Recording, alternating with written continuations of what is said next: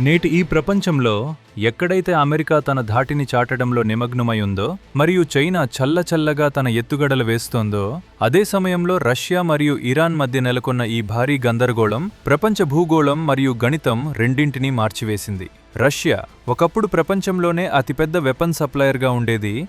ఈరోజు ఆంక్షల వలయంలో ఎంతలా చిక్కుకుపోయిందంటే దాని పాత కస్టమర్లు ఇప్పుడు దాని నుండి దూరంగా జరుగుతున్నారు. ఇరాన్తో జరుగుతున్న ఈ ప్రమాదకరమైన యుద్ధం మిడిల్ ఈస్ట్ నుండి యూరప్ వరకు అటువంటి మంటలను రేకెత్తించింది. ప్రతి దేశం ఇప్పుడు తన భద్రత గురించి వణికిపోతోంది. కానీ ఈ పూర్తి గందరగోళం మధ్య ఒక అలికిడి జరుగుతోంది. దీనిని ఏ పెద్ద గ్లోబల్ లీడర్ కూడా ఊహించి ఉండరు. రష్యా గోదాములు ఖాళీ అవుతున్నాయి. అమెరికా వాగ్దానాలు డొల్లగా నిరూపితమవుతున్నాయి. మరియు చైనా ఆయుధాలపై ప్రపంచానికి నమ్మకం పోయింది. ఇటువంటి పరిస్థితుల్లో ప్రశ్న తలెత్తుతోంది. ప్రపంచ అగ్రరాజ్యాలు తమలో తాము చిక్కుకున్నప్పుడు ఈ అవకాశాన్ని ఒక సువర్ణ అవకాశంగా మార్చుకుంటున్నది ఎవరు? ఈ మహాయుద్ధం మధ్య ఎవరైనా తన జోలెను సంతోషాలతో మరియు డాలర్లతో నింపుకోగలరని మీకనిపిస్తుందా? సంవత్సరం 2026 నాటి ఈ వేసవి కేవలం వాతావరణానిది కాదు, ఇది గ్లోబల్ పాలిటిక్స్లోని వేడి. ఇది పెద్ద పెద్ద దేశాలకే చెమటలు పట్టించింది. ఇరాన్ పైన కమ్ముకున్న నల్లటి మేఘాలు మరియు రష్యాపై విధించిన కఠినమైన ఆంక్షలు ఒక వాక్యూమ్ను సృష్టించాయి. దీనిని భర్తీ చేసే శక్తి ఇప్పుడు మరియు నేటికాలపు ఎదుగుతున్న ఒక ప్లేయర్ వద్ద మాత్రమే ఉంది. రష్యా వైపు నుండి వెపన్స్ డెలివర్లో జరుగుతున్న భారీ ఆలస్యం మరియు స్పేర్ పార్ట్స్ కొరత వియత్నాం నుండి ఫిలిప్పీన్స్ మరియు మొత్తం ఆఫ్రికా ఖండంలో కలకలం రేపింది. ఈ దేశాలు ఇప్పుడు ఒక నమ్మకమైన భాగస్వామి కోసం వెతుకుతున్నాయి. వారు కేవలం ఆధునిక టెక్నాలజీ ఇవ్వడమే కాకుండా సమయం వచ్చినప్పుడు మోసం చేయకూడదు. ఇప్పుడొక్కసారి ఆలోచించండి. ప్రపంచంలోని అతిపెద్ద ఆయుధ మార్కెట్లో నిశ్శబ్దం ఆవరించి ఉన్నప్పుడు అకస్మాత్తుగా భారతదేశపు ఎంట్రీ జరుగుతుంది మరియు ఆట పూర్తిగా మారిపోతుంది. భారతదేశం ఈ ఆపదను ఏ విధంగా అవకాశంగా మార్చుకుందంటే అది ఒక థ్రిల్లర్ సినిమా క్లైమాక్స్ కంటే తక్కువేమీ కాదు. భారతదేశం నిజంగా రష్యా స్థానాన్ని భర్తీ చేయడానికి సిద్ధంగా ఉందా? మరియు ప్రపంచం పిచ్చిగా వెంటపడుతున్న ఆ ఆయుధాలు ఏవి? రష్యాపై విధించిన కఠినమైన అంతర్జాతీయ ఆంక్షలు దాని వెన్నెముకను విరిచేశాయి. పరిస్థితి ఎలా ఉందంటే, ఏ దేశాలైతే ఏళ్ల క్రితం రష్యాకు బిలియన్ల డాలర్ల అడ్వాన్స్ పేమెంట్ చేశాయో వారు ఇప్పుడు ఒక్కొక్క బోల్ట్ మరియు నట్ కోసం అలమటిస్తున్నారు. సుఖోయ్ మరియు మిగ్ వంటి ఫైటర్ జెట్స్ స్పేర్ పార్ట్ సరఫరా నిలిచిపోయింది. ఇటువంటి సమయంలో తమ పూర్తి భద్రతను రష్యాపై వదిలేసిన ఆ దేశాల పరిస్థితి ఏమిటి? ఇక్కడి నుండే భారతదేశపు ఆ మాస్టర్ ప్లాన్ ప్రారంభమవుతుంది. ఇది ఢిల్లీ నడవాలలో ఎప్పుడో సిద్ధమైపోయింది. రష్యా ఇప్పుడు తన వాగ్దానాలను నెరవేర్చలేకపోతోందని మరియు చైనా ఆయుధాలు కేవలం చూపటానికేనని, అవి యుద్ధరంగంలో తరచుగా దగా చేస్తాయని భారతదేశం గమనించింది.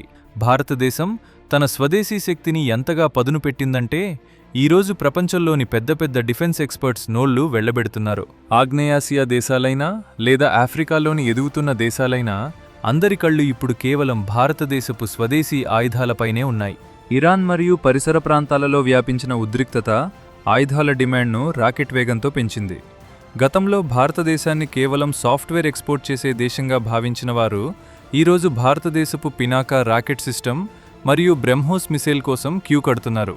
2026 రిపోర్ట్ ప్రకారం భారతదేశపు డిఫెన్స్ ఎక్స్పోర్ట్ ఇప్పటివరకు తన రికార్డులన్నింటినీ బద్దలు కొట్టింది.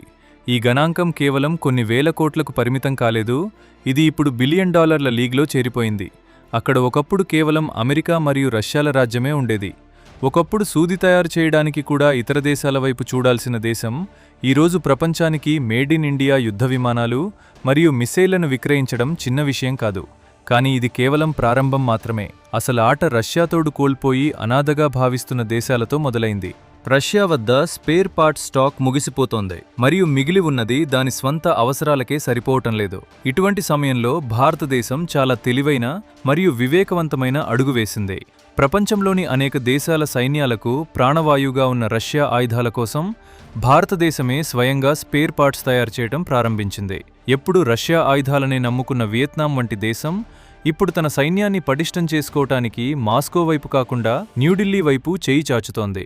ఇది భారతదేశానికి కేవలం డబ్బు సంపాదించే మార్గమే కాదు, ఆ దేశాలపై తన ప్రభావాన్ని చూపే ఒక పెద్ద వ్యూహాత్మక ఆయుధం. మీరు ఏదైనా దేశపు సైనిక వెన్నెముకను సంరక్షిస్తున్నప్పుడు ఆ దేశం మీ మాట వినక తప్పదు. మరియు ఇదే ఆ పవర్ గేమ్. దీనిని భారతదేశం 2026లో అద్భుతంగా ఆడుతోంది. ఆఫ్రికా దేశాల విషయానికి వస్తే అక్కడ పరిస్థితి ఇంకా ఆసక్తికరంగా ఉంది. నైజీరియా, ఈజిప్ట్ మరియు ఇథియోపియా వంటి దేశాలు ఇప్పుడు ఖరీదైన అమెరికా ఆయుధాలు లేదా నమ్మలేని చైనా బొమ్మల కంటే భారతదేశపు తేజస్ యుద్ధ విమానం మరియు ధ్రువ్ హెలికాప్టర్పై ఆసక్తి చూపుతున్నాయి. కారణం చాలా స్పష్టం. భారతదేశపు ఆయుధాలు చౌకగా ఉండటమే కాకుండా మన్నికైనవి కూడా. ఆఫ్రికా అడవులలో మరియు ఎడారులలో భారతీయ టెక్నాలజీ అటువంటి అద్భుతాన్ని చేసి చూపింది. ఇది పాశ్చాత్య దేశాల ఖరీదైన యంత్రాలు కూడా చేయలేకపోయాయి. భారతదేశం అక్కడ తన పరపతిని ఎంతగా పెంచుకుందంటే ఇప్పుడు అక్కడి మిలిటరీ జనరల్స్ బహిరంగంగానే ఆయుధాలు కావాలంటే కేవలం హిందుస్థాన్ నుండే అని అంటున్నారు. ఈ నమ్మకం చైనా నిద్రను దూరం చేసింది. ఎందుకంటే చైనా ఆఫ్రికాను తన గడ్డగా భావించేది. కానీ భారతదేశపు పెరుగుతున్న అడుగులు బీజింగ్ దర్బార్లో కలకలం రేపాయి. ఆగ్నేయాసియాలో అయితే దృశ్యం ఇంకా ఉత్కంఠభరితంగా ఉంది. ఫిలిప్పీన్స్ భారతదేశం నుండి బ్రహ్మోస్ మిసైళ్లను కొనుగోలు చేసినప్పుడు మొత్తం ఆసియాకు ఒక సందేశం వెళ్ళింది. ఇప్పుడు ఈ ప్రాంతపు కొత్త దాదా భారతదేశం అని. సౌత్ చైనా సీలో ఎప్పుడూ తన ఇష్టారాజ్యంగా వ్యవహరించే చైనాకు ఇప్పుడు భయం పట్టుకుంది. అది ఏదైనా సాహసం చేస్తే భారతదేశపు మిస్సైళ్లు దాని నౌకలను నీటిలో ముంచడానికి సిద్ధంగా ఉన్నాయని. వియత్నాం మరియు ఇండోనేషియా కూడా ఇప్పుడు ఇదే బాటలో నడుస్తున్నాయి. రష్యా ఇకపై తమ సహాయానికి రాలేదని మరియు అమెరికా షరతులు చాలా కఠినంగా ఉంటాయని ఈ దేశాలకు తెలుసు. ఇటువంటి సమయంలో భారతదేశం ఒక నో స్ట్రింగ్స్ అటాచ్డ్ పార్ట్నర్గా అవతరించింది. ఇది ఎటువంటి ఒత్తిడి లేకుండా అత్యుత్తమ టెక్నాలజీని అందిస్తోంది. భారతదేశపు ఈ డిప్లొమసీ దానిని ప్రపంచంలోని అతిపెద్ద డిఫెన్స్ హబ్గా నిలబెడుతోంది. 2026లో భారతదేశ రక్షణ ఎగుమతులు 35,000 కోట్ల రూపాయల మ్యాజిక్ ఫిగర్ను దాటాయి. ఇది అదృష్టం కాదు, ఏళ్ల తరబడి పడిన కష్టం మరియు ఆత్మనిర్భర్ భారత్ ఫలితం. ఇది ఈరోజు ప్రపంచం ముందు గర్వంగా నిలబడింది.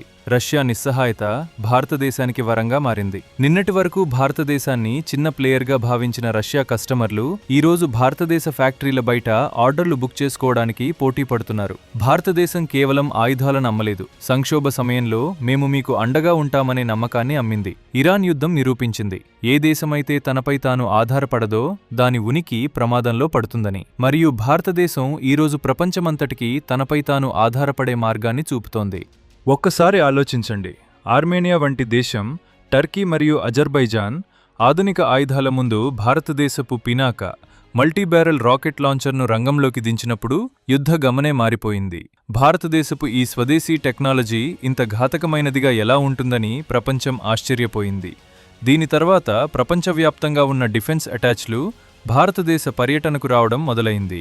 పినాక విజయం నిరూపించింది, మనకు ఏ విదేశీ ముద్ర అవసరం లేదు. మన మట్టిలో తయారైన ఇనుము ప్రపంచంలోని ఏ మూలనైనా అగ్నిని చిమ్మే శక్తిని కలిగి ఉంది.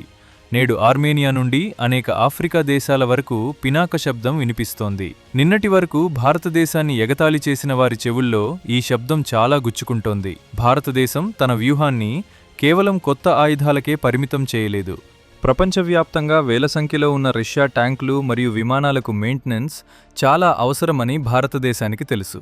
రష్యా మూలాలున్న ఏ ఆయుధానికైనా పునర్జీవం పోసే విధంగా భారతదేశం తన వద్ద అటువంటి ఫెసిలిటీని సిద్ధం చేసుకుంది. దీనినే స్మార్ట్ గేమ్ అంటారు.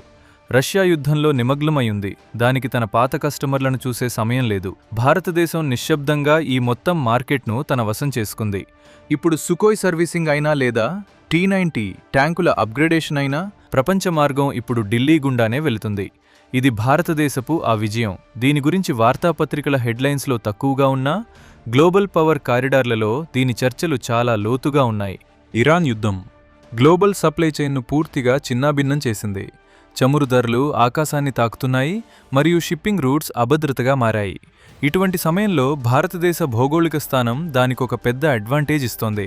భారతదేశం సురక్షితంగా ఉంది మరియు అతి ముఖ్యమైన విషయం, భారతదేశం వద్ద ప్రపంచంలో ఎవరికీ లేని మ్యాన్ పవర్ ఉంది.